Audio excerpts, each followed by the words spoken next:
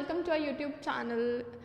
तो इस वीडियो के अंदर आज हम डिस्कस करेंगे आपकी जो बीएड सेकेंड ईयर की बुक है पेपर 3 यानी कि क्रिएटिंग एन इंक्लूसिव स्कूल, क्योंकि बच्चों के एग्ज़ाम्स हैं और आप लोगों ने कमेंट सेक्शन में क्रिएटिंग एन इंक्लूसिव स्कूल की डिमांड की एंड आपके एग्ज़ाम्स के लिए स्पेशली ये एक तरह से मैराथन कह लो या फिर आपके लिए पूरी वीडियो इन वन शॉट कह लो। यहाँ पर हम कंप्लीट डिटेल में तो नहीं डिस्कस करेंगे, बट हाँ आपको आइडिया हो जाएगा कि इस बुक में क्या है। तो शुरू करेंगे यूनिट 1 से।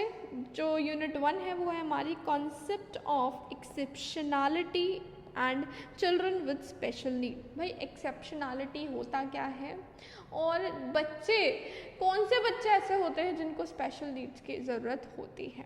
इसके अंदर हम कुछ टॉपिक कवर करेंगे और वो हैं हमारे ये सारे टॉपिक्स, इनको हम समझेंगे कि इन सब टॉपिक्स में क्या है।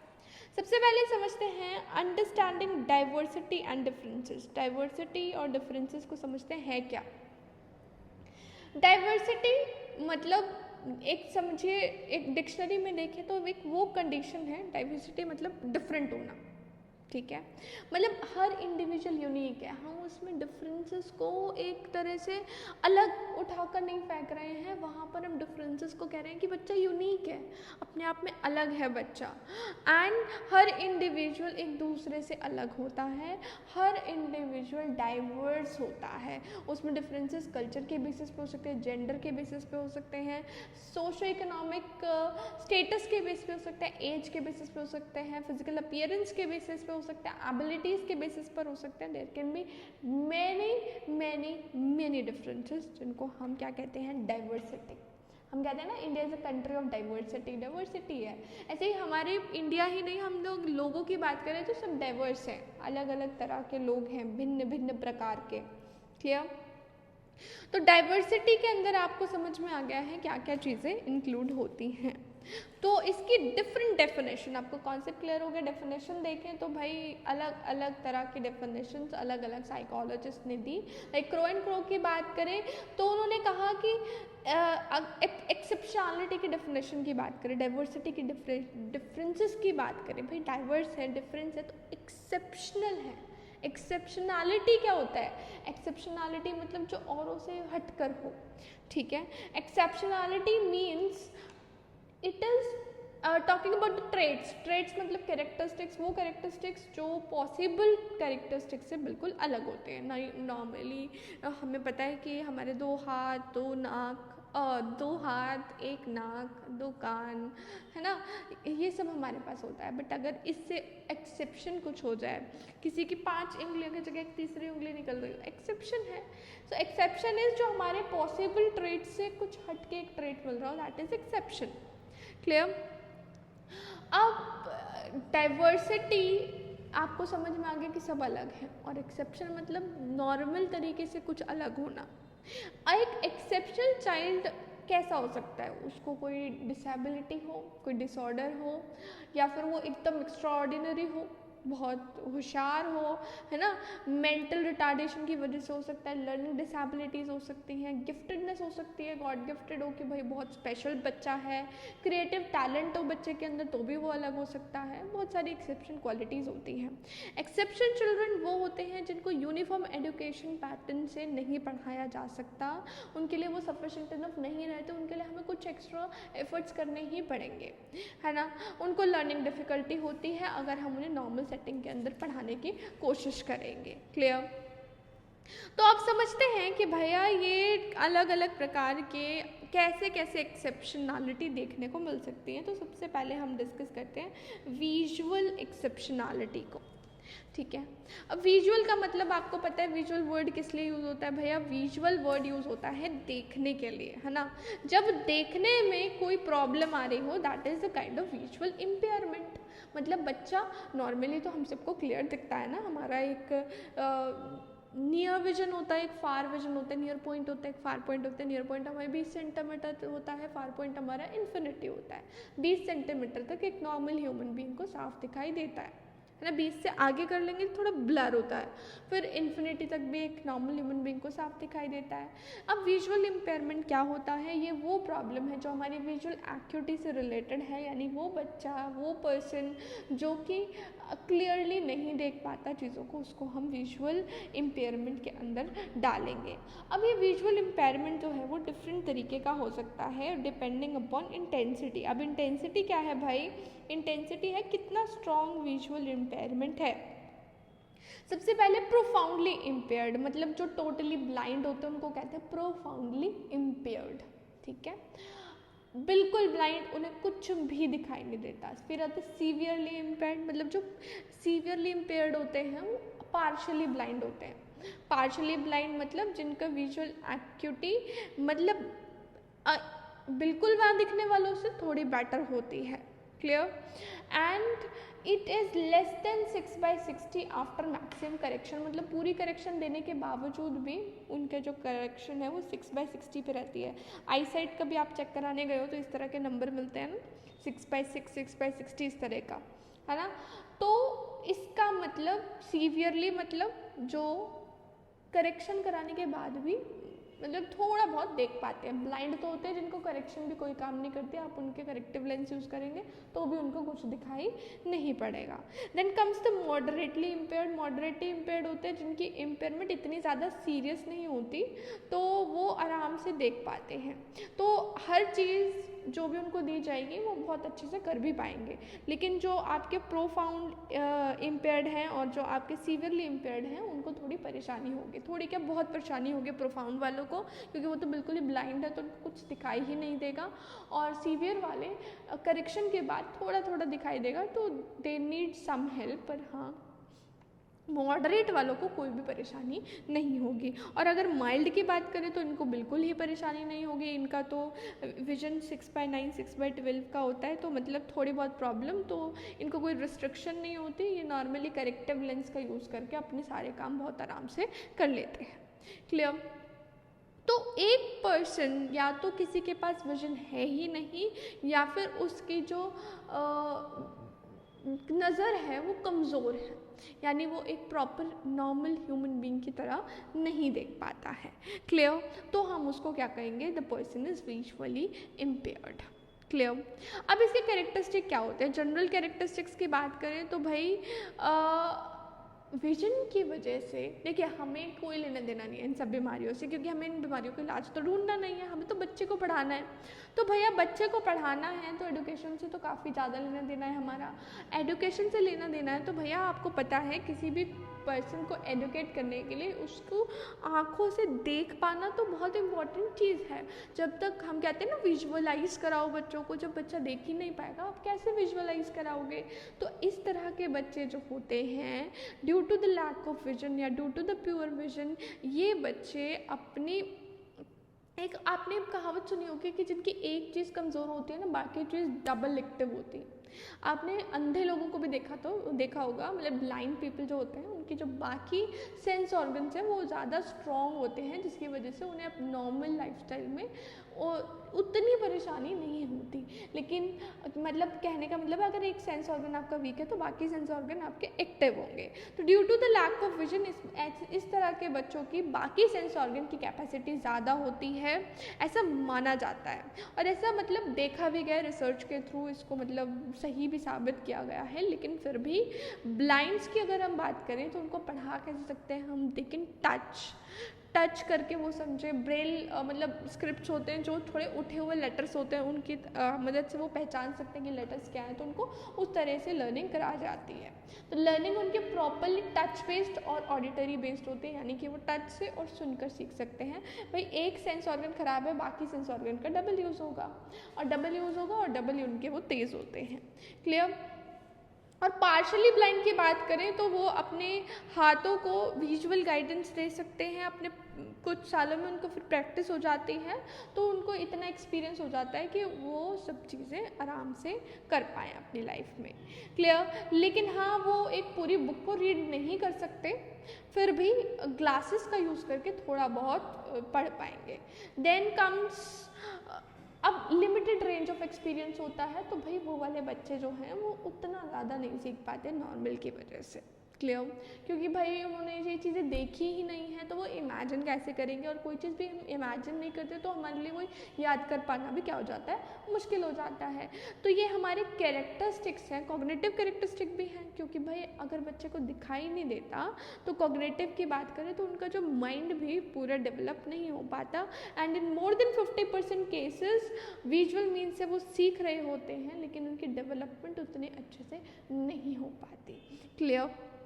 देन कम्स, अब देखिए आप कैसे बच्चे की, हम कहते हैं ना टीचर्स हमें बताते हैं कि बच्चा, टीचर्स भी कई बार हमें बता देते हैं बच्चा आपके आई साइड वीक है, प्लीज़ आप चेक करा के आइएगा। कैसे?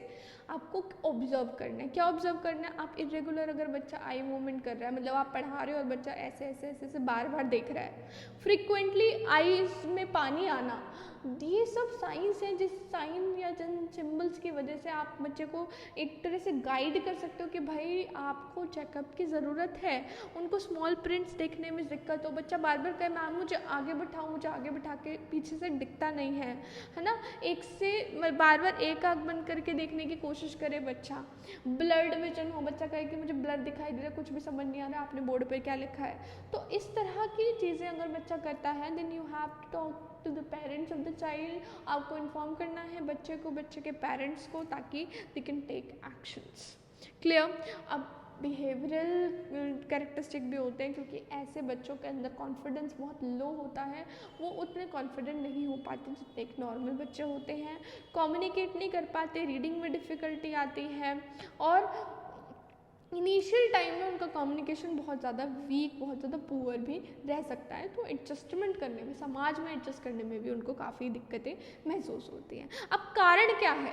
कारण हो सकता है हेरिडिटी का कॉज हो सकता है, जन्मजात बीमारी हो सकती है, जन्मजात बच्चा ब्लाइंड है, एनवायरमेंटल कॉज हो सकता है, जैसे कई बार कोई बीमारी की वजह से आँखें इफेक्ट हो जाती हैं, जैसे स्मॉल पॉक्स की वजह से आँखें इफेक्ट हो जाती हैं, माल न्यूट्रिशन, आप प्रॉपर डाइट नहीं ले रहे हैं तो भी हो सकता है, there can be many things.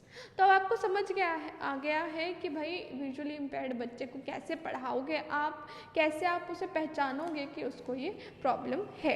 अभी हम समझ रहे हैं बच्चों को, हम बच्चों को ये जानने की कोशिश करें कि बच्चे के अंदर क्या क्या एक्सेप्शनैलिटीज़ हो सकती हैं और उनके बारे में हम जान रहे हैं। Then the second exceptionality comes is related to the hearing, that means hearing impairment. Hearing impairment मतलब जहाँ बच्चे को सुनने में दिक्कत आए, जहाँ पे पार्शली थोड़ा कम सुन पाए या फिर कंप्लीट लॉस हो एबिलिटी टू हेयर का।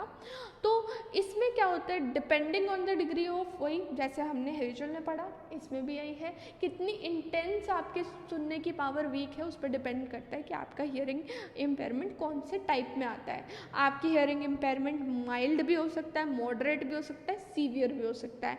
माइल्ड मतलब बहुत हल्का सा, मॉडरेट मतलब उससे थोड़ा ज़्यादा, और सीवियर मतलब बहुत ज़्यादा खतरनाक वाला। क्लियर? अब हम जो साउंड है उसे मेजर करते हैं डेसिबल्स में, तो भाई हियरिंग की जो पावर है या हियरिंग का जो इम्पेयरमेंट है उसको हम डेसिबल में ही मेजर करेंगे। जो माइल्डली रिटार्डेड होते हैं उनका सिर्फ 26 से 54 डेसिबल का मतलब लॉस हुआ होता है हियरिंग का, मतलब इतना उन्हें नहीं सुनाई देता है।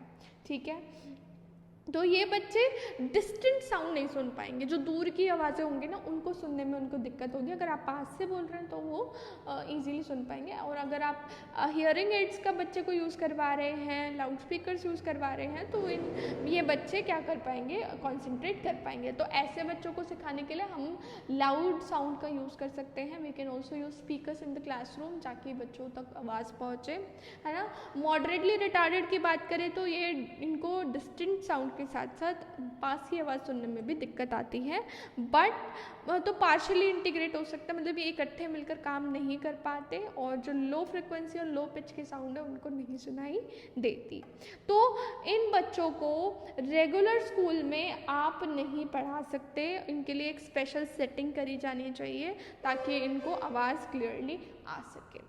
Then comes the severely retarded बच्चे, जो मतलब इतने ज़्यादा हैं कि वो इंटीग्रेटेड क्लासरूम में पढ़ ही नहीं सकते। इंटीग्रेटेड होता है समावेशी शिक्षा, जहाँ पर आप सब बच्चों बच्चों को एक साथ पढ़ाते हैं तो भाई ना तो उनको दूर की आवाज़ सुनाई देती है, ना उनको पास की आवाज़ सुनाई देती है, ना ही वो मशीन्स के थ्रू यानी हियरिंग डिवाइस, हियरिंग एड्स के थ्रू सुन सकते हैं। तो वो सिर्फ लिप रीडिंग करते हैं, आपके सिर्फ जज करते हैं कि आपके लिप्स किस तरह से रीड कर रहे हैं। दस अब a deaf person is one whose hearing is defective to such an extent that he is unable to understand the sound from a distant with or without। अच्छा, एक deaf भी होता है ना, डेफ मतलब बिल्कुल ही बहरा होगा, वो क्या होगा जिसको ना दूर का सुनाई देगा ना पास का, और एड का यूज़ करके भी उसे कुछ भी सुनाई नहीं देगा। अब कॉज क्या क्या हो सकते हैं, बच्चा जन्म से ही उसे सुनाई ना दे ऐसा हो सकता है, रीजंस आपके सारे सेम चलेंगे।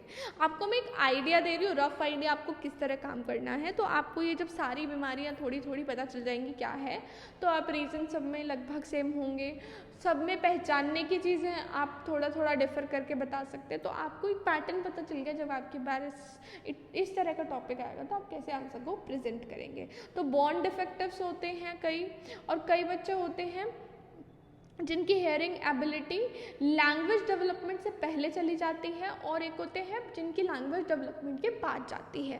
दैट मीन्स बॉर्न डिफेक्टिव्स पैदा होते ही, दैट मीन्स एक आएगा आपका नेक्स्ट प्रीलिंगुअल। प्रीलिंगुअल मतलब मैं नाम लिख देती हूँ यहाँ पर आपको, प्रीलिंगुअल, लिंगुअल लैंग्वेज के लिए यूज़ होता है वर्ड, है ना, और प्रीलिंगुअल का मतलब लैंग्वेज समझने से पहले ही जब बच्चे की जो हियरिंग पावर है वो चली जाए तो उसको हम प्रीलिंगुअल डेफनेस कहते हैं। और एक होती है पोस्ट लिंगुअल डेफनेस, मतलब जहाँ बच्चा लैंग्वेज सीख चुका है उसके बाद वो बहरा हुआ है या फिर डेफ हुआ है। क्लियर? आइडेंटिफिकेशन क्या है, तो भाई आप कैसे पहचानेंगे इम्पेयर्ड बच्चा? नॉर्मल है यार, आप पहचान पाएंगे कि बच्चा नहीं सुनाई दे रहा है, बच्चा बोलेगा बार बार कि आई कांट हियर से लाउड, मतलब बच्चे को दूर की आवाज़ें नहीं सुनाई देंगी, आप आवाज़ लगाते रहेंगे बच्चा नहीं सुनेगा, है ना। तो आप इसमें इस तरीके से पता लगा सकते हैं। But there are so many other test also, जैसे न्यूरो साइकोलॉजिकल टेस्ट होता है। इस टेस्ट में क्या किया जाता है, आपके ब्रेन डैमेज को देखा जाता है। टेस्ट के थ्रू भी मतलब हम लोग पता लगा सकते हैं कि बच्चे को हियरिंग प्रॉब्लम है कि नहीं। मेडिकल एग्जामिनेशन हो सकता है, जिसमें मेडिकल एक्सपर्ट आएंगे, बच्चे की मेडिकल हिस्ट्री देखेंगे, पास देखेंगे, इन्वेस्टिगेशन करेंगे और फिर उसकी बीमारी का पता लगाएंगे। केस स्टडी कर सकते हैं जहाँ पे हम बच्चे का नाम पता नोट करेंगे, मेडिकल हेल्थ हिस्ट्री लेंगे, फिर उसकी फैमिली हिस्ट्री लेंगे, क्योंकि ये हेरिडिटी यानी जीन्स से भी आ जाता है। ये पेरेंटल रीज़न की वजह से भी हो सकता है, वायरल इन्फेक्शन हो जाए, वायरल इन्फेक्शन से डेफनेस हो सकती है। इसका मतलब ये नहीं है कि बच्चा अगर जन्म से ही बहरा नहीं है तो वो बाद में नहीं होगा। There can be multiple reasons, infections की वजह से हो सकता है। देन पेरीनेटल कॉज भी हो सकता है, यानी कि कोई पैदा हुए होते टाइम कोई इंजरी हो गई हो, है ना, जब आपने कंट्रोल करने वाले बर्थ मेजर्स जो लिए हैं पेरेंट्स ने अगर, तो उनकी वजह से भी हो सकता है। ठीक है। पोस्ट नाटल क्लोज भी होते, प्री नाटल क्लोज हो गए जहाँ पर आपके पेरेंट्स का फॉल्ट होगा, और फिर पोस्ट नाटल कॉज हो गए जहाँ पर प्रेगनेंसी के बाद, डिलीवरी के बाद कोई इन्फेक्शन आ गया हो मिडिल ईयर के अंदर, या ट्यूबरकुलोसिस हो गई हो, बीमारियां जो होती हैं थ्रॉट इन्फेक्शन से भी आपके हियरिंग बीमारी हो सकती है। दैन प्रिवेंशन कैसे कर सकते हैं भैया, आप पॉसिबल सारी डिसीजेस से बचें तो आप हियरिंग प्रॉब्लम से भी बच पाएंगे। और आपको ड्रग्स एंड अल्कोहल से लेना, they can be cause for your deafness. ठीक है। प्रॉपर बैलेंस डाइट लेनी चाहिए प्रेगनेंसी के टाइम, ताकि बच्चे को इनमें से कोई भी परेशानी ना हो। At least we can save the child in our warm, मतलब अगर वॉर्म में बच्चा सेफ है तो देयर आर लेस चांसेस कि पैदा होने के बाद उसको कोई बीमारी लगे। क्लियर? अब इस ऐसे बच्चों के कैरेक्टरिस्टिक क्या होते हैं? कैरेक्टरिस्टिक जब आपके पास आता है तो आप अलग अलग कैटेगरी में उसे बांट कर कैरेक्टरिस्टिक एक्सप्लेन कर सकते हो। लाइक इंटेलेक्चुअल कैरेक्टरिस्टिक बता सकते हो कि बच्चे का दिमाग किस तरह का होगा, सोशल डेवलपमेंट और एडजस्टमेंट में दिक्कत आएगी, तो कैरेक्टरिस्टिक आप लगभग आपके पिछले वाले यूज़ हो जाएंगे, आप डिफरेंट हेडिंग्स दे सकते हो। Then comes the next topic which is your mental retardation. भाई मेंटल रिटार्डेशन क्या होता है? तो भाई मेंटल रिटार्डेशन की अगर हम बात करें तो मेंटल रिटार्डेशन वो बच्चे हैं जिनकी कंडीशन कैसी है, who have a condition of incomplete या फिर लेस मेंटल डेवलपमेंट, या तो उनकी डेवलपमेंट हुई ही नहीं दिमाग की या फिर कम हुई, तो वो सब हमारे मेंटल रिटार्डेशन के अंदर आएंगे। क्लियर? ये वो स्टेट है जहाँ पर माइंड कम्प्लीटली डेवलप नहीं कर पाता, तो लॉजिकली भी नहीं सोच पाता, और इसके अंदर काफ़ी बच्चे इंक्लूडेड होते हैं। क्लियर? अब इसको डिटेल में समझते हैं तो इसके कैरेक्टरिस्टिक्स समझते हैं। भैया किस तरह के हमारे मेंटली रिटार्डेड बच्चे हो सकते हैं, वो डिपेंड करता है कि बच्चे का ब्रेन कितना डेवलप नहीं हुआ है ना।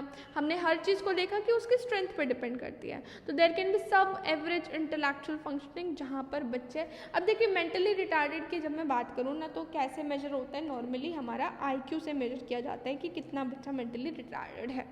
ठीक है, और IQ निकालने का जो फॉर्मूला होता है वो क्या होता है, आपकी mental age upon chronicle age multiplied by 100। ठीक है, अब ये मेंटल एज कैसे पता लगती है, क्रॉनिकल एज तो होती है बच्चे की नॉर्मल एज, जितने भी साल का बच्चा है, और मेंटल एज होता है कि बच्चा अपने, अब जैसे मान लीजिए बच्चा 10 साल का है और आप उसको एक पेपर साइन करके देंगे, पेपर 10 साल के लेवल का, 11 साल के लेवल का, 12 साल के लेवल का, कम साल के लेवल का, तो हर पेपर में कौन सा पेपर बच्चा इजीली अटेम्प्ट करके अच्छे मार्क्स ला पा रहा है, उस बेसिस पे हम जज करेंगे कि बच्चे की मेंटल एज क्या है। फिर मेंटल एज अगर क्रॉनिकल एज से ज़्यादा है तो बच्चा बहुत ज़्यादा माइंडेड है, अगर मेंटल एज क्रॉनिकल एज से कम है तो कम, कितनी कम है डिपेंड करता है कि बच्चा कौन से मेंटल रिटार्डेड स्टेट के अंदर आएगा। क्लियर? तो बच्चा इस, यानी कि ये सब चीज़ें किस पर डिपेंड करती हैं, IQ पे डिपेंड करती हैं, and there can be many test जिसमें आप पता लगा सकते हो कि बच्चे का जो मेंटल रिटार्डेशन है वो किस लेवल का है। अब आपका आता है पहले, कई होते हैं सब एवरेज इंटेलेक्चुअल फंक्शनिंग, मतलब हम यहाँ पे कैरेक्टरिस्टिक डिस्कस कर रहे हैं कि भाई जो मेंटली रिटार्डेड बच्चे होते हैं उनके क्या क्या कैरेक्टरिस्टिक होते हैं, क्या आइडेंटिफाई करने के तरीके होते हैं। देखिए अगर मैं आइडेंटिफाई करने के तरीके बताऊँ तो सबसे पहला तरीका आएगा डेवलपमेंट क्राइटेरिया। जो बच्चा है जब वो बैठना सीखेगा, जब वो क्रॉल करेगा, मतलब धीरे धीरे बैठना सीखता है ना बच्चा, तो हर चीज़ में थोड़ा लेट होगा, वो सब चीज़ें उसकी डिले होंगी। बच्चा कहते हैं ना कि ये मेरा बच्चे ने लेट चलना शुरू किया, लेट बोलना शुरू किया, लेट खाया शुरू किया, है ना। तो ये सब चीज़ें अगर लेट हो रही हैं, दैट मीन्स बच्चा is suffering from mental retardation. पहली चीज़, साइज ऑफ फैमिली क्राइटेरिया, मतलब जितनी बड़ी परिवार होगा उतना लोअर IQ होगा। है ना, थोड़ी स्ट्रेंज बात, जितना बड़ा परिवार and lower will be the IQ score of the family. It should also be taken in to consideration well taking a decision of mental retardation. जब आप सोच रहे हो बच्चा मेंटली रिटार्ड है कि नहीं, तो एक बार उसके परिवार को भी देखो, परिवार बड़ा हुआ तो IQ लेवल कम होने के काफ़ी चांसेस होते हैं। सोशल एडजस्टमेंट क्राइटेरिया देख लो, आप बच्चे सोशली एडजस्ट कर पा रहे हैं कि नहीं, फ्रिक्वेंटली उसे काफ़ी सारी प्रॉब्लम तो नहीं हो रही उसके अपने पीयर्स के साथ, एजमेट्स के साथ एडजस्ट करने में। लर्निंग एबिलिटी क्राइटेरिया, यानी लर्निंग कितनी जल्दी कर पाता है, एकेडमिक में अचीवमेंट मिल पाती है कि नहीं। और नहीं तो आप प्रॉपर टेस्ट कर सकते हो, स्क्रीनिंग टेस्ट हो सकते हैं जिसमें आपके काफ़ी सारे टेस्ट आते हैं, जनरल मेंटल एबिलिटी टेस्ट और आपका डेवलपमेंट स्क्रीनिंग टेस्ट, है ना। डेवलपमेंट स्क्रीनिंग टेस्ट आपका 3 से 15 साल के बच्चे का होता है। इसके अंदर आप डिफरेंट एक्टिविटीज़ बच्चे को असाइन की जाती है और उन एक्टिविटीज़ के बेसिस पर जज करा जाता है कि बच्चा मेंटली रिटार्डेड है या नहीं, because it is very important to जज that the child is mentally retarded और नॉट। देखिए बाकी बीमारी क्या होता है, काफ़ी जल्दी पहचान में आ जाती है, किसी को सुनाई नहीं दे रहा तो जल्दी पहचान में आ जाएगा, दिखाई नहीं दे रहा वो भी जल्दी पहचान में आ जाएगा, लेकिन बच्चे के दिमाग में क्या चल रहा है आप इतनी जल्दी नहीं पहचान पाएंगे। तो it is very important to know कि आप कैसे कैसे समझ सकते हो। अब इसके कारण क्या क्या हो सकते हैं, एक तो होता है अंदर के कारण which is called as endogenous reason, एक reasons, and there can be बाहर के कारण यानी कि एक्सोजेनियस कॉजेस। फिर एक होते हैं पेरीनेटल कॉजेस और एक होते हैं पोस्टनेटल कॉजेस। तो हम इन सबको समझते हैं। सबसे पहले बात करते हैं एंडोजीनियस कॉजेस। एंडो मतलब अंदर से, तो एंडोजीनियस का मतलब होता है जो बॉडी के अंदर से आते हैं, डोमिनेंट जीन की वजह से आ सकते हैं, रिसेसिव जीन की वजह से आ सकते हैं। हो सकता है कि पेरेंट्स में है आपका मेंटल रिटार्डेशन हो और जिसकी वजह से वो जीन्स के थ्रू ट्रांसफ़र हो जाए। There can be 2 reasons, dominant gene में था और डोमिनेंट बच्चे में आ गया, रिसेसिव जीन में था और रिसेसिव बच्चे में आ गया। डोमिनेंट और रिसेसिव क्या होता है? डोमिनेंट जिसकी ज़्यादा चलती है, यानी वो ट्रेट जो अपने आप को एक्सप्रेस कर सकता है। क्लियर? विद चांसेस दोनों के ही होते हैं, हालांकि रिसेसिव के कम होते हैं और डोमिनेंट के ज़्यादा। तो इसका ये मतलब हुआ कि बच्चे के अंदर मेंटल रिटार्डेशन जीन्स के थ्रू आ सकता है। देन एक्सोजेनस कॉजेज जो कि बाहर के कॉजेज होते हैं, विच कैन बी आप किस तरह का खाना पीना खा रहे हैं, फिजिकल ट्रॉमा तो आपको कोई नहीं है, कहीं आप परेशान हो अपनी फिजिकल बॉडी स्ट्रक्चर से, या ब्लड इनकम्पैटिबिलिटी से, मतलब मैटरनल और फीटल ब्लड अगर उनकी कंपैटिबिलिटी अगर सही नहीं होती, देन ऑल्सो दे कैन, मतलब जॉन्डिस हो जाता है जिसकी वजह से मेंटल रिटार्डेशन होने के चांसेस होते हैं। क्लियर? फिर आप ड्रग्स या अल्कोहल लेते हो तो बहुत हाई चांसेस हो जाते हैं मेंटल रिटार्डेशन के। इन्फेक्शस कोई डिसीज़ हो गई, ठीक है। Then comes the perinatal cause, जिसके अंदर आपके डिलीवरी के टाइम, डिलीवरी से रिलेटेड कारण हो सकते हैं। प्रीमेच्योर बर्थ, मतलब अगर बच्चा 9 महीने के बाद पैदा होता है, 9 महीने के अंदर होता है, तो 9 महीने से पहले हो गया, 8 महीने में हो गया, 7 महीने में हो गया, that can also create mental retardation.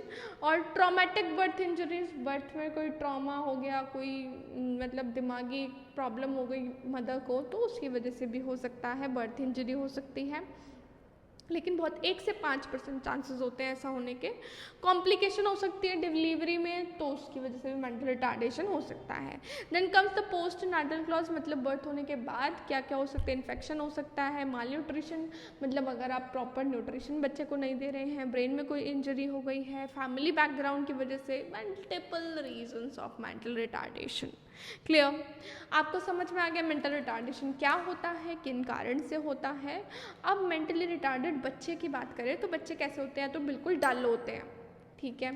तो वो क्या होते हैं? अपनी एज से छोटे होते हैं। डल हैं तो ऑब्वियसली अपनी एज से छोटे होंगे, ठीक है। तो वो जब वो टेस्ट करेंगे तो अपनी एज से छोटे वाले टेस्ट को क्लियर कर पाएंगे, ठीक। उसके बाद कैसे होते हैं? जो डल होते हैं, जो बॉर्डर लाइन पर आ रहे होते हैं, उनको बहुत ज़्यादा एक तरह से सपोर्ट की ज़रूरत होती है, टीचर का सपोर्ट, पेरेंट का सपोर्ट। नहीं तो सब उनको क्या कहते रहते हैं, तो कुछ आता ही नहीं है, और बच्चा बहुत डीमोटिवेट हो जाता है, उसका सेल्फ कॉन्फिडेंस बिल्कुल डाउन जा चुका होता है। फिर बात करें फीबल माइंडेड के, जिनको कम माइंड होता है, जिनके अंदर जिनकी फिजिकल ग्रोथ कम होती है एज़ कम्पेयर टू अदर, है ना, वो होते हैं हमारे फीबल माइंडेड। इनको जॉब में बड़ा एडजस्ट करना पड़ता है, सोशल बिहेवियर में एडजस्ट करना पड़ता है, एडजस्टमेंट करते रहते हैं बेचारे, उनकी ग्रोथ भी नहीं हो पाती ढंग से, ठीक है। Then comes the idiots, mentally retarded, मतलब प्रोफाउंडली मेंटली रिटार्डेड होते हैं, जो हद से ही ज़्यादा मेंटली रिटार्डेड होंगे। उनको कुछ भी समझ नहीं आता, ना ही उन्हें एडुकेट किया जा सकता है, ना ही उन्हें किसी चीज़ के लिए ट्रेन किया जा सकता है। उनका IQ 25 से भी कम होता है, मतलब कि वो अपनी एज के 25% एज का भी जवाब सही से नहीं दे पाते हैं। काफ़ी बार होता है कि क्लास में बच्चा 10वीं में है लेकिन उसको 5वीं कक्षा का भी कुछ भी नहीं आ रहा है, the person is mentally retarded, या फिर उस पर टीचर ने कभी फोकस ही नहीं किया। अगर प्रीवियस ही उस पर फोकस करके उसके पेरेंट्स को बता दिया जाता the child is mentally retarded, तो शायद उस पर बच्चे पर ज़्यादा काम किया जा सकता था। क्लियर? तो ये सब हम इसीलिए जान रहे हैं ताकि हम इंफॉर्मेशन प्रोवाइड कर सकें। Then the next type of disability comes is the locomotor disability. अब भाई लोकोमोटर डिसेबिलिटी में मोटर वर्ड आने से आपको पता चल गया होगा कि ये डिसेबिलिटी किससे इंटरकनेक्टेड है। तो समझने की कोशिश करते हैं, a person with locomotor disability कैसा होता है, जिसके अंदर लिमिटेड मूवमेंट पॉसिबल होती है उसके बॉडी पार्ट्स की, यानी वो अपने बॉडी पार्ट्स की प्रॉपर मूवमेंट नहीं कर पाता है, तो हम उसको किसके अंदर डालते हैं? लोकोमोटर के अंदर डालते हैं। This can be to injuries की वजह से हो सकता है, हेरिडिटी की वजह से हो सकता है, एक्वायर्ड कॉज हो सकता है, खुद से मतलब आ गया हो, बर्थ इंजरी, एक्सीडेंट्स की वजह से हो सकता है, स्पाइन में कोई इंजरी आ गई, there can be many causes. Clear? And locomotor के और भी कॉजेज हो सकते हैं कि भाई अगर आप बॉडी पार्ट्स की मूवमेंट नहीं कर पा रहे हैं तो ज़रूरी नहीं है कि आपके बॉडी पार्ट्स में कोई दिक्कत हो। There can be the reason कि आपके ब्रेन में भी कोई दिक्कत हो सकती है। अगर आपका ब्रेन ढंग से काम नहीं कर रहा है then also you will not be able to move your body parts. तो इसके मल्टीपल कॉजेज हो सकते हैं, यानी ब्रेन से रिलेटेड भी इसके कॉजेज हो सकते हैं, जिसको सेरिब्रल पाल्सी एक बीमारी का नाम है। वो किस लिए होता, वो इंडिया में काफ़ी ज़्यादा पाई गई है। एंड इस डिसऑर्डर में बच्चा पोस्चर मेंटेन नहीं कर पाता एंड इसकी कोई हेरिडिटी की वजह से नहीं है, ये ब्रेन हैमरेज की वजह से होता है, ब्रेन में कोई प्रॉब्लम आ जाए उस वजह से होता है। क्लियर? तो ऐसे में क्या अर्थराइटिस हो जाता है, उसकी वजह से भी मूवमेंट नहीं हो पाती। अर्थराइटिस का मतलब होता है इन्फ्लामेशन एक तरह से, और इसके अंदर पेन आ जाता है, स्वेलिंग हो जाती है और जॉइंट में मूवमेंट नहीं हो पाती। तो वो भी आपका क्या है, लोकोमोटर डिसेबिलिटी है, जिसके अंदर बच्चा क्या नहीं मूव कर पा रहा है, अपने बॉडी ऑर्गन्स को मूव नहीं कर पा रहा है। ठीक है। स्ट्रोक हो सकता है। स्ट्रोक क्या है, sudden loss of motor control. एकदम से स्ट्रोक आ गया। स्ट्रोक का मतलब क्या होता है, एकदम से आपने कोई मोटर एबिलिटी लूज कर दी। इसमें क्या होता है, जैसे इसमें आपका एक साइड आपका ख़त्म हो गया, बिल्कुल एकदम आपने सुना पैरालाइज हो गया। तो पैरालाइज क्या होता है, ब्रेन स्ट्रोक से ये आपकी परेशानी हो सकती है। आप कहेंगे कि मूवमेंट ब्रेन से क्यों रिलेटेड है? भाई ब्रेन ही आपके मोटर न्यूरॉन्स को मैसेज देता है कि आप अपने हाथ को हिलाओ, otherwise you won't be able to move your hands. ठीक है। स्पाइनल कोड में इंजरी आएगी तो भी मूवमेंट में दिक्कत आएगी, क्योंकि हमारी पूरी बॉडी जो है वो स्पाइनल कोड से कनेक्टेड होती है। ठीक है। और स्पाइनल कोड भी मैसेज प्रोवाइड करता है मूवमेंट के लिए।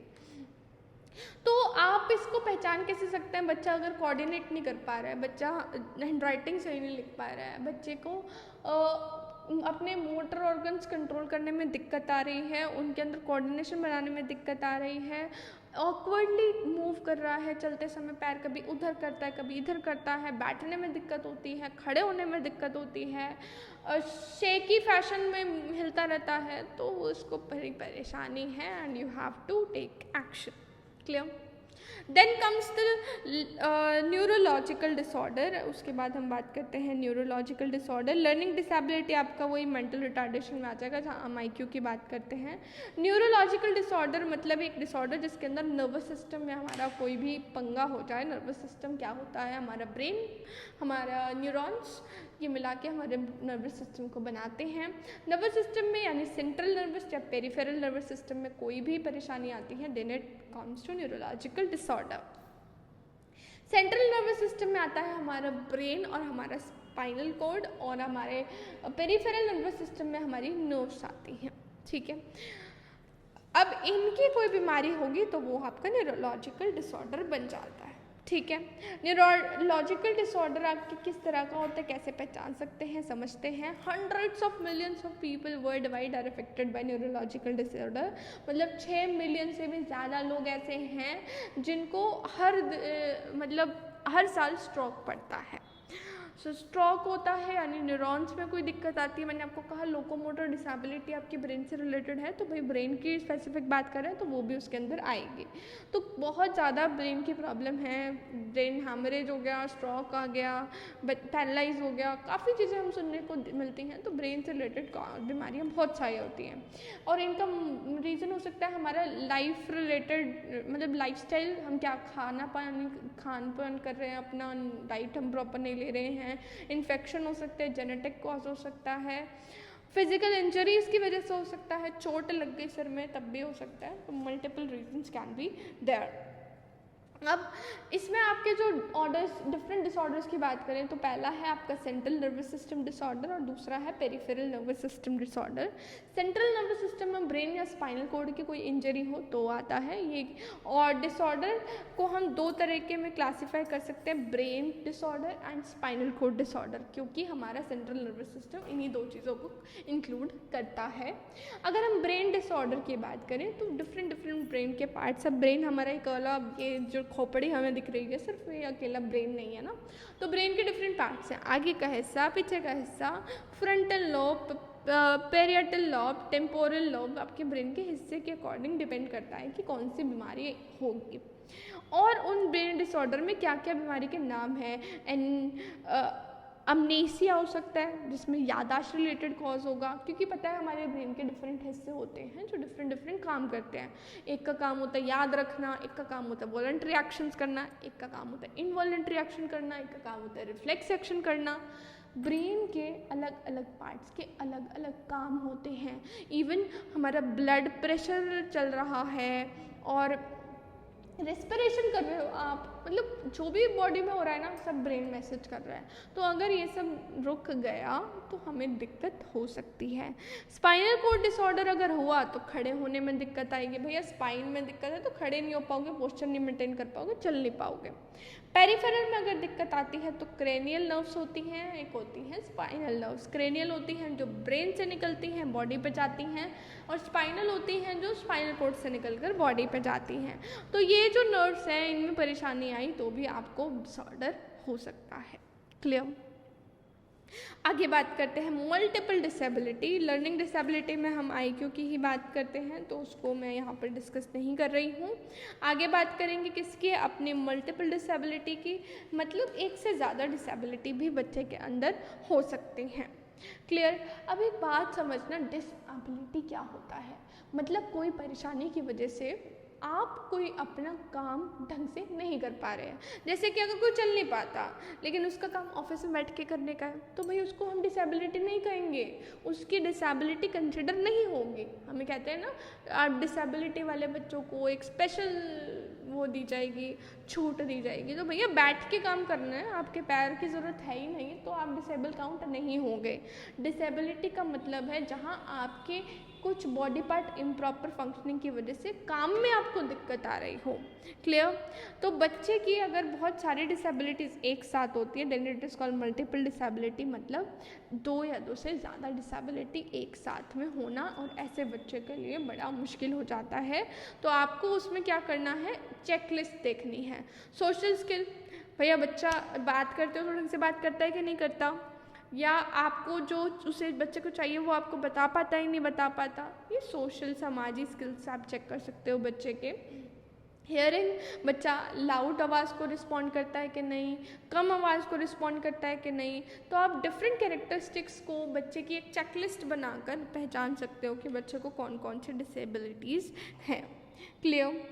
देन कम्स, अब आपका इस यूनिट में रह गई ये तीन चीज़ें। इंक्लूसिव एजुकेशन क्या मतलब होता है, क्या ज़रूरत है। अब आपने पढ़ लिया भैया बच्चे एक्सेप्शनल होते हैं, ठीक है, एक्सेप्शनल होते हैं, पता है। इंक्लूसिव मतलब समावेशी शिक्षा, समावेश कर देना, इंक्लूड कर देना, इंक्लूड कर देना। नाम पता चल रहे हैं आपको, बिल्कुल पता चल रहे होंगे। बोर तो नहीं हो रहा है ना? बोर हो भी रहे हैं तो क्या कर सकते हैं, एग्ज़ाम है आपका, है ना। तो इंक्लूसिव एजुकेशन होता है भाई जब मिलकर शिक्षा दी जाए, यानी कि इंक्लूसिव एजुकेशन बहुत वाइडली कॉम्प्रिहेंसिव है और इसको आज काफ़ी ज़्यादा वेटेज दी जा रही है। और इसमें है क्या, इंक्लूसिव का मतलब क्या है, इंक्लूड करना सारी डाइवर्स एंटिटीज़ को। जैसे हमारे India is a diverse country, diverse nation. तो इस इंडिया में क्या है, अलग अलग प्रकार के लोग सब साथ मिलकर रहते हैं। हमें भी क्या करना है, अलग अलग डिसेबिलिटी के बच्चे हों या विदाउट डिसेबिलिटी के बच्चे हों, हमें सबको साथ में लेकर पढ़ाना है। That is called inclusive education. Inclusive मतलब डिफरेंट डिसेबिलिटीज़ या एबिलिटी, यहाँ पर डिसेबिलिटी वर्ड नहीं यूज़ करेंगे, हम कहेंगे डाइवर्स एबिलिटी वाले सभी बच्चों को एक साथ मिलकर पढ़ाना, चाहे उसके लिए आपको कुछ भी करना पड़े। सारा पंगा टीचर का, टीचर पूरी मेहनत करेगा ताकि बच्चे साथ मिलकर पढ़ सके। अब ऐसा क्यों, आखिर क्यों ज़रूरत है इंक्लूसिव एजुकेशन की? और देखिए, अगर आप बच्चे को अलग कर दोगे तो पहले ही उसके अंदर एक तरह से नेगेटिव आ जाएगा कि भाई मैं तो क्लासरूम में नहीं पढ़ सकता या नहीं पढ़ सकती, मुझे उसके अंदर एक पहले डिमोटिवेशन आ जाएगा, आगे तो बच्चा क्या ही सीखेगा। तो हमें अपने दिमाग में रखना है कि हम बच्चे को ऐसा एनवायरनमेंट बना के दें जहाँ पर बच्चा इकट्ठे मिलकर पढ़ सके। And the children with special education needs, special education need को हम बार बार किस में यूज़ करेंगे, SEN शॉर्ट फॉर्म, यानी कि बच्चे जिनको स्पेशल एजुकेशन की ज़रूरत होती है उनको भी आप साथ लेकर चलें। इंटीग्रल पार्ट हो वो एक रेगुलर क्लासरूम का, उसमें बच्चा अच्छे से सीख पाएगा, क्योंकि वो अपने आप को अलग नहीं समझेगा, फिर वो अपने आप को डिसेबल नहीं समझेगा, फिर वो समझेगा कि मैं भी इन बच्चों के साथ पढ़ सकता हूँ या पढ़ सकती हूँ। क्लियर? तो इंक्लूसिव एजुकेशन बेसिकली इसीलिए शुरू करा गया ताकि सब बच्चे साथ मिलकर पढ़ सकें और कोई भी बच्चा अपने आप को किसी दूसरे से कम ना समझे, और सेग्रीगेशन को ख़त्म करा गया। सेग्रीगेशन होता है बांट देना, लेकिन आज के टाइम में अगर हम देखें तो काफ़ी बड़े बड़े स्कूल्स में अभी भी ये सेग्रीगेशन चल रहा है। हम तो मतलब मेंटली रिटार्डेड डिसेबिलिटी वाले बच्चों तो छोड़ ही दो, इवन एक नॉर्मल क्लासरूम से अच्छे पढ़ने वाले थोड़े कम अच्छे वालों को हम IQ लेवल पर सेक्शंस बना देते हैं। काफ़ी स्कूल्स में ऐसा होता है, जो कि नहीं होना चाहिए। आप यहाँ पे क्या कर रहे हैं, आप अच्छे को और अच्छा बना रहे हैं और बुरे को और बुरा बना रहे हैं। क्यों? क्योंकि आपने उन्हें अलग कर दिया। जब आपने उन्हें बिखेर दिया, उन्हें सेग्रीगेट कर दिया, तो एक लो सेक्शन यहाँ पर मैं बोल रही हूँ जिसका लो IQ है वाला बच्चा कभी अपने आप को आगे बढ़ा ही नहीं पाएगा, वो अपनी उन्हीं ही दुनिया में रह जाएगा। जिसकी जगह पे आपको सबको साथ में मिलकर लेकर चलना है, विच इज़ कॉल्ड इंक्लूसिव एजुकेशन, जो एक टीचर का एक तरह से फ़र्ज होना चाहिए। क्लियर? लेकिन इसमें टीचर बहुत काम करेगी, टीचर के काम के बिना कुछ हो नहीं पाएगा, है ना। इंक्लूसिव एजुकेशन की ज़रूरत क्या है? ज़रूरत क्या है भाई? देखिए, it levels the education to universality. भाई आपकी एजुकेशन यूनिवर्सैलिटी हो गई, मतलब पूरे यूनिवर्स में सेम हो गई। इंक्लूसिव एजुकेशन का गोल है एजुकेशन को यूनिवर्सल बनाना, ताकि सब तक एक सेम एजुकेशन, समान शिक्षा सब तक पहुंच पाए। और अगर आप बाउंड्रीज बना देंगे तो कैसे आप सब तक समान शिक्षा पहुंचा पाएंगे? आपने जब सेक्शंस कर दिए, सेग्रीगेट कर दिया, तो ऑब्वियसली आप सबको समान शिक्षा प्रोवाइड नहीं कर रहे हैं। क्लियर?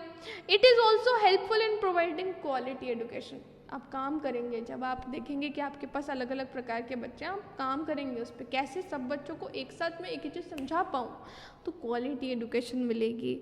और इंडिविजुअल के साथ साथ पब्लिक लाइफ भी एक इंसान की डेवलप होगी।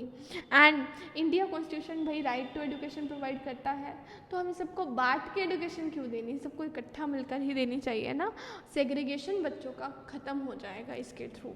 तो आपको समझ में आ रहा है इंक्लूसिव एजुकेशन क्या होता है। क्लियर? अब हम समझते हैं कि भाई ट्रांजिशन कैसे हो सकता है सेग्रीगेशन से इंक्लूजन पे। सेग्रीगेशन होता है बांट देना, अलग थलग कर देना, अलग छलग कर देना। इंक्लूजन होता है इंक्लूड कर देना, सबको इकट्ठा कर देना।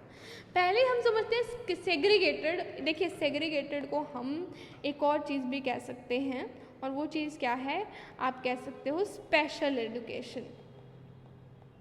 आप में से कईयों ने स्पेशल बीएड कर रहे होंगे। स्पेशल बीएड मतलब जो स्पेशल बच्चों के लिए बीएड की जाती है ना। तो स्पेशल एजुकेशन कहो या सेग्रीगेटेड एजुकेशन कहो, एक ही चीज़ है। जहाँ आप अलग से बच्चों को, स्पेशल नीड वाले बच्चों को अलग से पढ़ा रहे हो, दैट इज़ स्पेशल एजुकेशन। आपने कर तो उन्हें अलग ही दिया ना, सेग्रीगेट करना। अब आपको क्या करना है, इंक्लूड करना है। ठीक है? जैसे विजुअली एम्पेयर्ड हैं, उनको रीडिंग में प्रॉब्लम आती है, तो आप उन्हें अलग कर देते हैं। हियरिंग इम्पेयर्ड वालों को अलग कर देते हैं, सेग्रीगेशन एजुकेशन क्यों ज़रूरत है, स्पेशल एजुकेशन की आखिर क्या ज़रूरत है, और इससे क्या फ़ायदा मिलता है, और अगर हम ट्रांजिशन करें, सेग्रीगेशन से इंक्लूजन में जाएं, तो क्या होगा।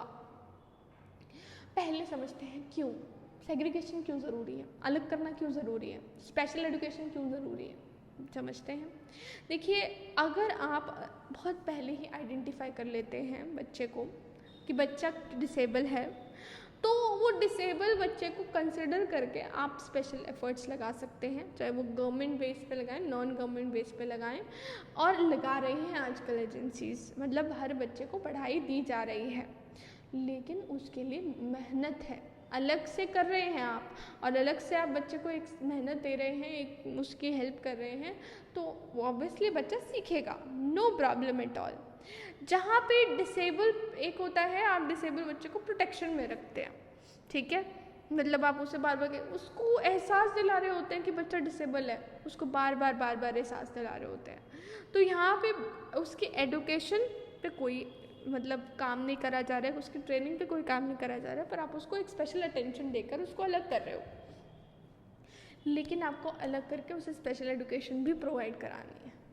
अब अगर आप ऐसा करते हैं, मान लीजिए आपने सारे अंधे बच्चों को एक साथ पढ़ा रहे हैं, हालांकि इट्स गुड कि सारे अंधे बच्चों को एक साथ पढ़ाएं, क्योंकि एक बच्चा पूरी क्लास को इफेक्ट कर सकता है, पूरी क्लास के नॉलेज को इफेक्ट कर सकता है। तो क्या होगा, आप सारे ब्लाइंड बच्चों को एक साथ पढ़ा रहे हैं तो उनका जीवन तो सारे ब्लाइंड लोगों में नहीं कटने वाला, उनका जीवन तो सबके साथ कटने वाला है, तो क्यों ना उनको सबके साथ ही पढ़ाया जाए।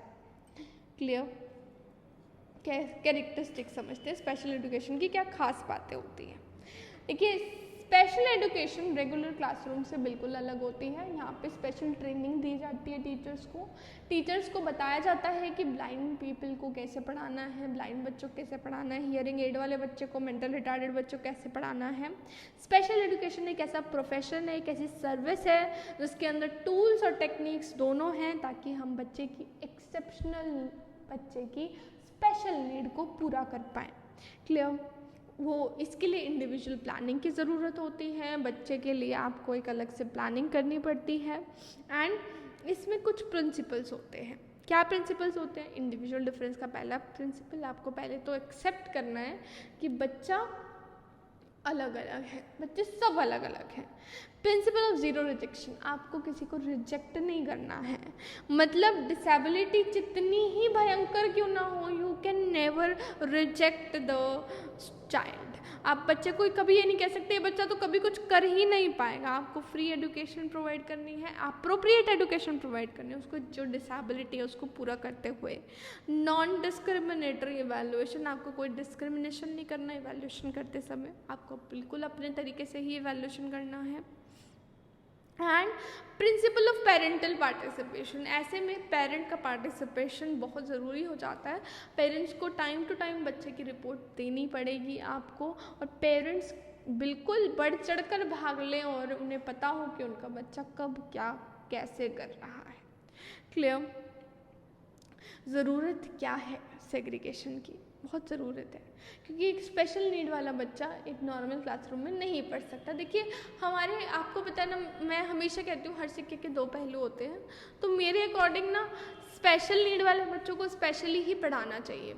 एक आईक्यू लेवल के जब डिफरेंस आ जाता है, डिसेबल वाले बच्चों को अलग पढ़ाना चाहिए, पर आईक्यू लेवल का जो डिफरेंस आ जाता है वहाँ पर आप कॉम्प्रोमाइज़ कर सकते हो, वहाँ इंक्लूसिव क्लासरूम चल सकता है।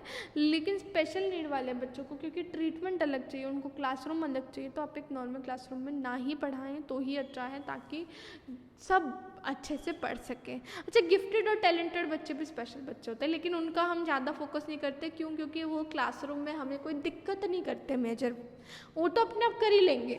लेकिन जो डिसेबल वाले बच्चे होते हैं वो क्लासरूम में दिक्कत करते हैं। क्लियर? अब हम समझते हैं सेग्रीगेशन से इंक्लूजन में जाना क्या है। देखिए, बच्चों की एजुकेशन, जो स्पेशल नीड वाले बच्चे हैं, जिनको स्पेशल ज़रूरतें हैं, उनकी अगर हम बात करें, वो करंट इशू है। और मतलब पहले भी था ये करंट इशू, मतलब करंट इशू नहीं कहूँ, करंट मतलब अभी का होता है, तो पहले का इशू चलता आ रहा है, लेकिन 18th सेंचुरी में इस इशू को बहुत ज़्यादा पंप सा मिल गया। ठीक है, 18-19 सेंचुरी में डिसेबिलिटी उभर के आने लगी, मतलब सब उस पर नज़र डालने लगे। और इसकी वजह से क्या हुआ, एक तरह से बच्चों के लिए अभिशाप ही तो है कोई डिसेबिलिटी होना। बच्चे ने खुद तो नहीं चाहा था उसको कोई डिसेबिलिटी हो। तो इट इज़ नॉट वर्दी कि भाई जो स्कूल एजुकेशन प्रोवाइड किए जाए, मतलब धीरे धीरे क्या हुआ, इन सब के लिए काम किए गए। जैसे डेफ बच्चे हैं उनके लिए स्कूल खोले, थॉमस गैलोडेट ने 1817 में स्कूल खुलवाया, है ना, काफ़ी काम किए गए। अब क्या होता है, हर पेरेंट की अपने बच्चे से एक्सपेक्टेशंस होती हैं। जो डिसेबल बच्चा होता है उसके पेरेंट्स भी अपने बच्चे से एक्सपेक्टेशन रखते हैं, और अगर ज़्यादा एक्सपेक्टेशन रखते हैं तो बच्चा क्या हो सकता है, बच्चा अपने से भी कम लेवल पर जा सकता है। ठीक है, तो आपको टू मच एक्सपेक्टेशंस नहीं रखनी। और स्पेशल एजुकेशन कई बार टोटल फेलियर भी फेस करते हैं, मतलब आपकी बहुत मेहनत के बाद भी बच्चा कुछ नहीं सीख पाएगा, ऐसा हो सकता है। प्रोफेशनल में डिसएग्रीमेंट्स हो सकते हैं, हैंडीकैप्ड बच्चे जो हैं वो अपने आप को इन्फीरियर फील कर सकते हैं। लेकिन इन सब शॉर्टकमिंग्स के बावजूद भी, ऐसा होने के बावजूद भी आपको हमेशा आपके काम में सफलता मिले नहीं होगा। स्पेशल एजुकेशन टीचर के लिए ये बहुत ज़्यादा ज़रूरी बात है। उन्हें पहले ये एक्सेप्ट करना बहुत ज़रूरी है, क्योंकि वो जिस लाइफ को आगे फेस करने वाले हैं उनको हर बार अचीवमेंट मिले ये नहीं हो सकता। लेकिन इन सब शॉर्टकमिंग्स के बाद भी ये ज़रूरी है कि डिसेबल बच्चे को निगलेक्ट ना किया जाए, उनको उनकी प्रॉपर पढ़ाई करवाई जाए। अब सेग्रीगेट से इंक्लूजन में आना क्यों ज़रूरी है? ताकि बच्चा ये ना फील करे मैं डिफ्रेंशिएटेड हूँ, मैं सोसाइटी से अलग हूँ, मुझे एक नॉर्मल सोसाइटी में रहने का अधिकार ही नहीं है। इन्फीरियोरिटी कॉम्प्लेक्स बच्चे में अंदर डेवलप ना हो। हैंडीकैप्ड बच्चा भी वही सेम राइट एंजॉय कर सके, सेम अधिकार उसे मिल सके जो एक नॉर्मल बच्चे को मिलते हैं। उनको एक क्वालिटी एजुकेशन को एक्सेस करने का उनको भी एक अधिकार हो। नॉर्मल मेंटल ग्रोथ हो पाए उन बच्चों की, ताकि बच्चे वो कब हो पाएगी जब आप उन्हें नॉर्मल बच्चों के साथ रखेंगे। सोशल इंटीग्रेशन हो पाएगा जब आप उन्हें समाज में उन बच्चों के साथ रख पाएंगे। तो ये बहुत ज़रूरी है। इंक्लूसिव एजुकेशन ही इसका सबसे मेन तरीका है बच्चों को सबको साथ लेकर आने का, whether they are the disable child और they are the normal child. Clear? आगे बात करते हैं मॉडल्स ऑफ इंक्लूजन। इंक्लूजन किस तरीके से किया जा सकता है, समावेशी शिक्षा किस तरीके से हो सकती है। देखिए बहुत सिंपल है। मॉडल ऑफ इंक्लूजन जो है ये 5 आपके मॉडल्स हैं और बड़े सिंपल हैं, कुछ नहीं करना है इनमें। सबसे पहले है हमारा स्ट्रेटजीज इंटरवेंशन मॉडल। ठीक है, देखिए पहले तो मॉडल है क्या? मॉडल एक डिज़ाइन है। देखिए मॉडल कुछ भी नहीं है, हमने कहा कि हमें सबको साथ में मिलके कराना है। साथ में मिलके कराने की कुछ भैया प्लानिंग होएगी, वो डिफरेंट तरह की प्लानिंग आप किस तरह प्लान कर सकते हो वो इस 5 मॉडल में दिया गया है। पहला है हमारा स्ट्रेटजीज इंटरवेंशन मॉडल। इस इम्पॉर्टेंट मॉडल के अंदर हम बात करें तो इसमें क्या होता है, देखिए डिफरेंट मॉडल में हम ये देखेंगे कौन कौन साथ में मिलके कैसे कैसे काम करता है। तो हम पहले बात कर रहे हैं SESIM यानी स्ट्रेटजी इंटरवेंशन मॉडल की। ये मॉडल जो है यूनिवर्सिटी ऑफ कांसस में डेवलप हुआ था रिसर्च सेंटर के अंदर। और इसमें क्या है, आपकी सक्सेस के चांसेस काफ़ी ज़्यादा हैं। जो स्पेशल चिल्ड्रन हैं उनके सक्सेस के चांसेस ज़्यादा हैं इन जनरल एजुकेशन क्लासरूम। मतलब आप उनको जनरल क्लासरूम में रखो तो उनके जो सक्सेस के चांसेस हैं वो बढ़ जाते हैं। अकेले उनको कोई मोटिवेशन नहीं मिलता, कोई पंप नहीं मिलता जिसकी वजह से वो पढ़ पाएँ, तो उनके सक्सेस के चांसेस बढ़ जाते हैं अगर आप उन्हें नॉर्मल बच्चों के साथ पढ़ाते हैं। अब इसमें क्या होता है, इसमें आप डिसेबल बच्चों को जनरल बच्चों के साथ लेकर आ रहे हैं और इसमें क्या करते हैं, तो एक तरह से स्टेप्स हैं। स्टेप्स हम बता रहे हैं, इसके अंदर 3 स्टेप इंक्लूडेड होते हैं। पहले स्टेप में क्या होता है, while responding to the expectations and the demands the students are made properly learn the steps and strategies for getting, storing and expressing the things having particular aims. पहले बच्चों को समझाया जाता है कि कैसे वो बच्चे जो हैं वो इन्फॉर्मेशन लेंगे, उसको स्टोर करेंगे और एक्सप्रेस करेंगे अपने इन्फॉर्मेशन को। पहले आप बच्चों को इस चीज़ की ट्रेनिंग देते हैं, इसमें सब बच्चों को साथ में रख के ये ट्रेनिंग दी जाती है। सेकंड स्टेप में क्या है, जहाँ पे आप अपने टीचिंग रूटीन को एनहांस करते हैं, बदलते हैं, बदलाव लाते हैं, एक ऐसा बदलाव जो बच्चों के काम का होता है। क्लियर? इसमें क्या होता है, it is done on the basis of आप टीचिंग में कैसे बदलाव ला सकते हैं। आप अपनी टीचिंग स्ट्रैटेजीज़ को बदल सकते हैं, आप अपने टीचिंग एड्स को बदल सकते हैं। जिस तरह के बच्चे को एड की ज़रूरत है आप टीचिंग एड उस तरह का इस्तेमाल कर सकते हैं। And third step is to teach special social skill और मोटिवेशनल स्किल्स उनको सिखाए जाएँ, मोटिवेशनल टेक्निक्स सिखाए जाएँ, जहाँ पे टीचर एग्जीक्यूशन से ज़्यादा प्लानिंग में समय दे। प्लानिंग अगर प्रॉपर होगी ना, देखिए मैं आपको एक बात बताती हूँ। पहले मैं क्या करती थी, अनप्लान चलती थी और अनप्लान चल के वीडियो बनाती थी। मैं क्या कर, उस वीडियो के अंदर 30 मिनट की वीडियो में मतलब 100 से भी ज़्यादा, मैंने 100 नहीं कहूँगी, चलो 30 से भी ज़्यादा, 30 मिनट की वीडियो में 30 से भी ज़्यादा गलतियाँ हो जाती थी। अब क्या हुआ, उस 30 मिनट की वीडियो को एडिट करने में करीब 2 घंटे लग जाते थे। वहीं मैं क्या करूँ, 1 घंटा प्लानिंग में दे दूँ, 30 मिनट की वीडियो रिकॉर्ड करूँ, एडिटिंग में जाएंगे सिर्फ 5 मिनट, मुश्किल से हो गया मेरा काम।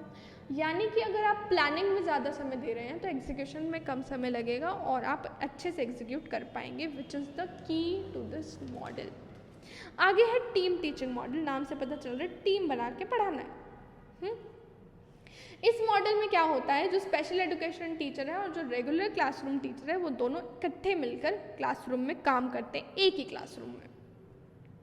इंटरेस्टिंग, समावेश भी कर दिया, टीचर भी 2 ले आए, टीचर 2 ले आए, साथ में मिलके पढ़ा रहे हैं। स्पेशल एजुकेशन वाला स्पेशल बच्चे पे ज़्यादा फोकस कर पाएगा थोड़ा, तो इससे क्या होता है, एक तो स्ट्रेस कम हो जाता है टीचर का और अच्छे से काम हो पाता है, ठीक है। लेकिन स्टूडेंट सारे एक ही क्लासरूम में रहते हैं, तो teacher must be willing to teach together. सबसे ज़रूरी चीज़ है कि भाई 2 टीचर काम कर रहे हैं, 2 टीचर में कोऑर्डिनेशन अंडरस्टैंडिंग बहुत ज़रूरी है और वो पढ़ाना चाहने की इच्छा रखते हो। ऐसा ना हो बस दोनों जा रहे हैं, दोनों ही बातें करके क्लासरूम से बाहर आ जा रहे हैं, ठीक है। तो इसमें टीचर का रोल बहुत ज़्यादा हो जाता है। फुल इंक्लूजन मॉडल की बात को हम पुश इन मॉडल के नाम से भी जानते हैं। फुल इंक्लूजन मॉडल की बात करें तो इसमें क्या होता है, ये बहुत नॉटवर्दी मॉडल है इंक्लूसिव एजुकेशन के अंदर। इसमें आपका मटेरियल प्रॉपर्ली अरेंज्ड होता है, आप जो भी मटेरियल लेके यूज़ करना चाहते हो। इस मॉडल के अंदर जो स्पेशल टीचर है, जो स्पेशल एजुकेशन स्टाफ है, वो सपोर्ट देता रहता है, डिफरेंट सपोर्ट्स प्रोवाइड करता रहता है कोलैबोरेटिंग टीचिंग में। और एक तरह से कोलैबोरेटिव को टीचिंग है, जहाँ पर दोनों टीचर मिलकर काम कर रहे हैं, सपोर्ट मिल रहा है, शेयर्ड रिस्पॉन्सिबिलिटी है, आपने रिस्पॉन्सिबिलिटी डिवाइड कर ली है एक रेगुलर और स्पेशल टीचर के अंदर। एंड टीचर ग्रुप्स में भी बच्चों को पढ़ा सकता है रिस्पॉन्सिबिलिटीज़ को डिवाइड करके। Then comes the resource model, जिसके अंदर इसको हम पुल आउट मॉडल भी कहते हैं। रिसोर्स मॉडल में इसमें क्या होता है, स्टूडेंट विद डिसेबिलिटी को एक रिस्ट्रिक्टिव एनवायरनमेंट में रखा जाता है।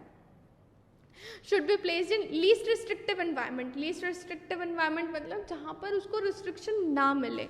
देखिए, इस तरह के एनवायरनमेंट पे हमें बच्चे को रखना है जहाँ पे बंदिशें ना मिले बच्चे को।